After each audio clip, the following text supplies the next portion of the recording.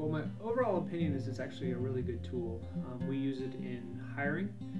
We offer it to all the spouses of the people who work for us because we think it's a really good tool to kind of go over their personalities, go over their different skills, the values that they have, and then it's a good starting point to talk about and use it for training. If we didn't think it was good, we wouldn't have all of our employees take it, so we think it's definitely a very good tool.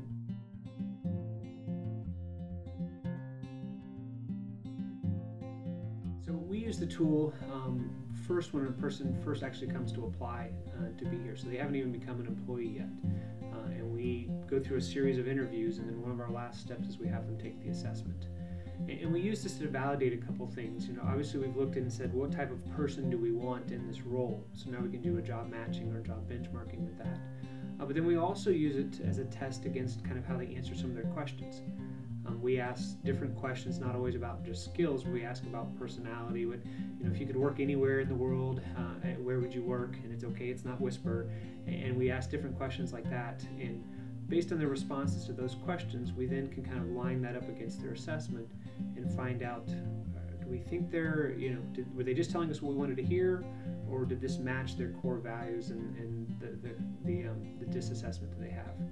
So that's a big area that we've used it. We also use it in basically our day-to-day.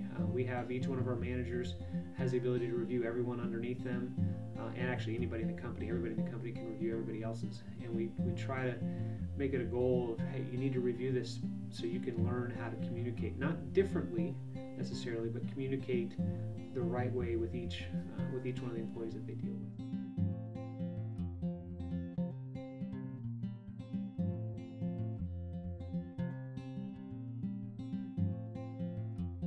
I like to use what motivates people and the do's and don'ts because I want to be able to communicate as effectively as I can to people.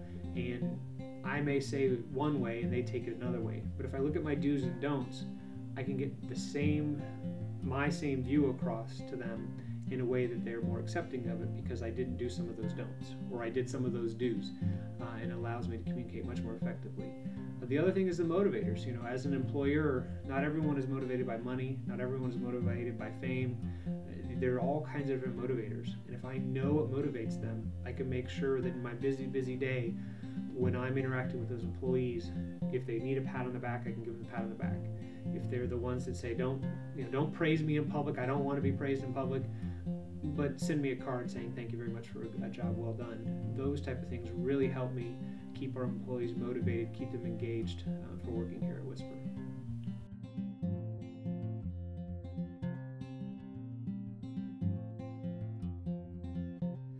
It's kind of interesting. I've been through it myself.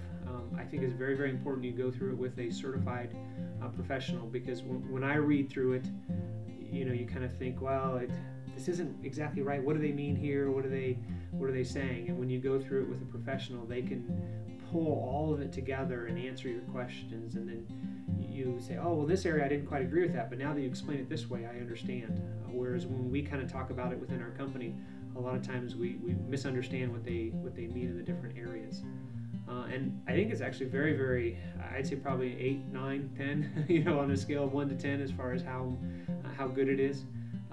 I think depending on the professional you do it with, can make a big difference as to how well that discovery process goes. And Alan's one of the best.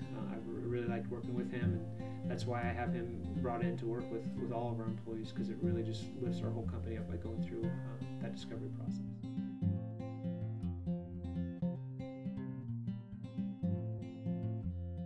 So what percentage would I give it as to how accurate it is? It's always funny. When the first time you read it, I don't know, maybe it's a 65, 70. That can't be right. That's kind of me, but it's kind of not. I even had my wife read mine, and of course she's like, that's spot on. That's you, no problem. It's 90, 95% accurate. But then after I went over it with Alan, after I went over all of it in detail with him, and he pointed out what they meant by different things, and in this category, this means this, I think it was about 90, 95% accurate. It was really amazing that answering a couple questions that you're not quite sure have anything to do with the outcome of the assessment actually were able to be very, very accurate. And we've seen it across all of our employees. When I'm working with different employees, if I go pull their disc and read it over and then I deal with them in certain ways, it's very, very accurate. So we think it's definitely a good tool to use, and something that, while it doesn't feel very accurate at first, after you go over it, it does turn out to be very accurate.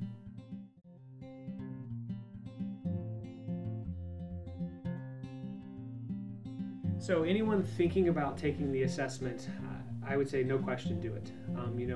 Most of the people we bring in that are potential employees have no problem taking it. Every once in a while we'll have one or two potential employees like, well, I don't know if I want to take that assessment, and we say, that's fine, you don't have to, but it probably means you're not going to work for us, because we do use it as that tool. So it's if you ever have the opportunity to take it, whether somebody else is paying for it or if you have to pay for it yourself, I think it's a great tool to do, and it's really, really a neat way to look inside and see, without you being able to sit down and talk about everything and see everything. You can take this assessment, and then things come out that you didn't even know were in there that might help you better yourself down the road.